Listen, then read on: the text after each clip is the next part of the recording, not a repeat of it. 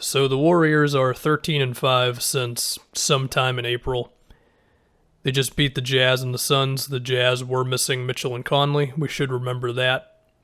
But even so, it seems like this Warriors team is really coming together at the perfect time. Besides the obvious of Steph being amazing and Draymond not being back to prime Draymond defensively, but still being really good and probably an all-defense guy. I would say definitely an all-defense guy, whether first or second team, I'm not sure.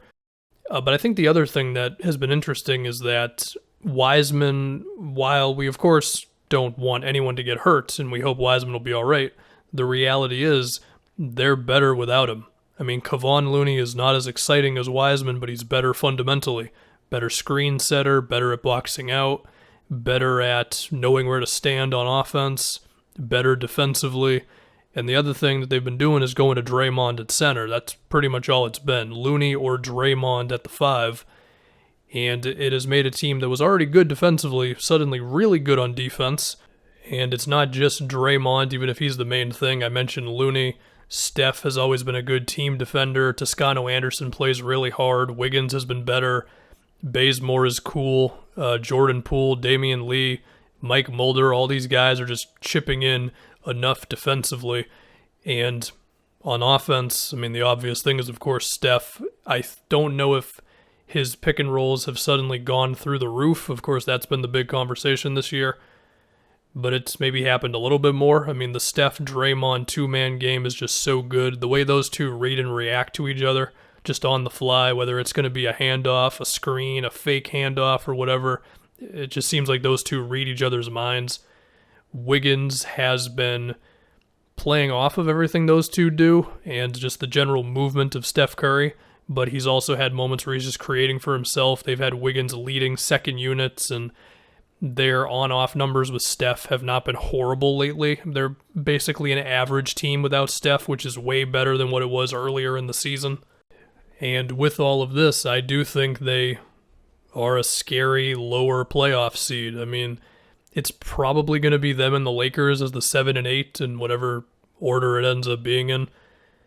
So you just think about how the Warriors match up with the Jazz or the Suns. I mean, let's just start with the Jazz. Of course, Mitchell and Conley being back healthy makes Utah really, really good. The thing that I say with the Warriors versus the Jazz is the Steph-Gobert thing. I mean, you get Steph moving off the ball, you force Gobert to step up, or you just run Steph screens at Gobert. I just want to see what happens. I mean, Gobert has gotten better at defending outside of the paint. There's no doubt. But perimeter players can't guard Steph Curry, so I'm going to assume Gobert can't.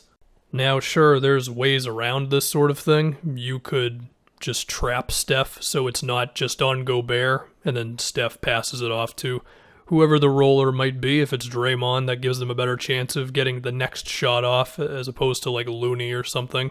You could also do the thing where once you recognize that the Warriors want to run a screen with Steph, you could have somebody else run up to defend the screen, and then Gobert takes the other guy who was just left open. And I mean, it would probably be a wing player, but it's not as threatening as Steph Curry, of course. Even then, there's ways for the Warriors to counter that, which is just run the screen super early so you don't have time to do that sort of thing. It would just be really interesting to see how Gobert would deal with that. And then as for the other side of the floor, I think this Warriors team is equipped to defend the stuff the Jazz do, which is a lot of threes, and guys shoot threes off of the screens. And I mean, Draymond, if he's playing a lot of center, he can switch on to anybody, of course. So Mitchell, Clarkson, all these guys are not going to be able to just get those threes off as much as they want to. And I think this Warriors team can switch a lot. So they could force the Jazz into being more of a one-on-one type of team. Now, the Jazz are, of course, going to always attempt to have the ball zipping around and handoff plays and screens and slip screens and whatever else. But I do think this Warriors team could make them a bit uncomfortable. The question would be, like, how quickly would the Warriors go to Draymond at center against Utah? I don't know. I mean, I don't know how much of a chance Looney would have to defend the Jazz three-point shooting barrage and all that. Now, one thing with switching, if the Warriors are going to do a lot of it, is where's the mismatch for the Jazz? Well, it could be Gobert if he is willing to do anything in the post, if they're willing to throw it down to him. I don't know if they would, like that. But if Gobert's got some 6'4" dude on him because the Warriors just switched a whole bunch of action, and he can convert some of those into buckets or fouls or a pass off to then somebody else, I think that would be huge. But, Gobert's got limitations on offense. If I can think about how the Warriors would guard Donovan Mitchell, it's probably going to end up being a similar thing to what I'll say with Booker. I think the initial defender needs to do a pretty good job. Like, yeah, sure, it's a team thing to defend a great scorer, but it would help if the first guy isn't just getting killed all the time. And I don't know exactly who that would be. Crazy enough, their best on-ball defender, I guess besides Draymond, might be Gary Payton, but I don't think he's going to play a whole lot. I don't know. It would be interesting to see. Maybe trapping Mitchell is the thing to do, force him to be a passer. And then if Gobert's the one setting the screen, you dare Gobert to then make a play, and you would hope that in that time you can get back to him. Rudy has gotten a little better at making a 1 or 2 dribbles and then either finishing at the rim or passing it off to somebody in the corner or whatever it may be. Now, of course, I also trust the Jazz to communicate, rotate, and close out when they need to on the Warriors. It's just, you get Steph moving off the ball and you force Gobert to do some things he doesn't want to do, and I think it could make a sort of snowball effect for the Jazz defense. Anyway, if we can move on to the Suns, everything that I said about the Warriors attacking Gobert, same thing can be said about DeAndre Ayton. Chris Paul, of course, loves to pick on big guys. It's going to be tougher to do that if it's Draymond. Thinking about how the Warriors would guard Devin Booker, that would be tough, no doubt. I think maybe Wiggins would be the primary guy. If you're talking about just matching up size-wise, I guess Toscano Anderson also matches Booker's height. But still, it would be tough. It would help if Draymond could just switch onto every perimeter player on whatever play you need him to. That's going to be difficult to ask him to do all the time. Now, similar to what I said with the Jazz and can Gobert post up on somebody if the Warriors are switching a whole lot, I think it'd be a similar thing with DeAndre Ayton. If he's got a wing player on him, would he bully that guy under the basket, get some fouls, get some easy shots, or would he prefer to do his 12-foot fadeaways?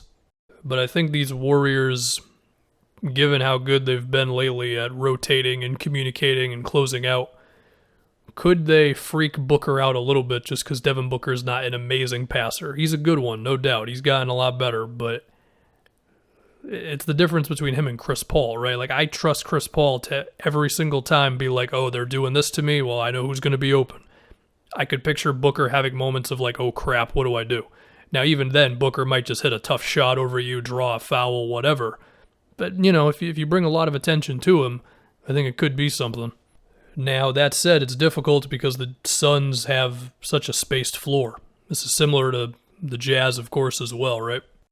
If you think about the Suns guarding the Warriors, look, man, you can have as good of a defense as you want to. When Steph Curry's flying around the floor, it's going to make you just be like, oh crap, do we switch right here? Do we bring 2 to the ball? Do we have to bring 2 to Steph moving off the ball? And then, Draymond usually has the ball. He recognizes that. Now somebody's open in the opposite corner. If it's Wiggins, then he can go off the dribble if you have a good closeout on him. So you just got to be ready for all that stuff, and that's the power of Steph Curry. And while I do trust most of the Suns' perimeter guys to be able to do that, it's still the question of Ayton, who's gotten better on defense. But it's just a whole different thing having to guard Steph Curry all around the floor. So anyway, the point that I'm getting at is the Warriors are not going to be a tough out. They could beat the Lakers in their one-game play-in, assuming that's what it ends up being. Given that I made this video, they're now probably not even going to make the playoffs because that's how it goes. But this Warriors team's good, man. They have really been rolling lately. Good on defense. Steph is Steph. Draymond is, 85% back to what he was a couple years ago. At least on defense. The jump shot, you still leave him open, of course. But still, I think they're interesting, and I think they're going to make somebody sweat in the first round and maybe even pull off an upset.